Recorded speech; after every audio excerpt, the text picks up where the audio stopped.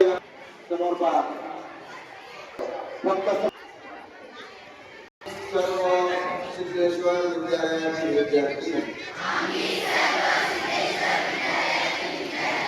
शिक्षक व शिक्षकेतर कर्मचारी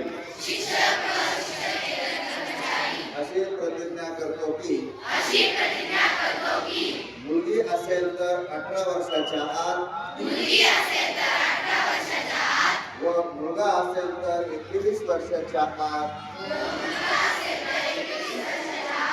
आम्ही बालविवाह करणार नाहीत. बालविवाहाच्या कोणत्याही कार्यात सहभागी होणार नाही. तसेच बालविवाहाचे प्रत्यक्ष किंवा अप्रत्यक्ष मदत करणार नाही.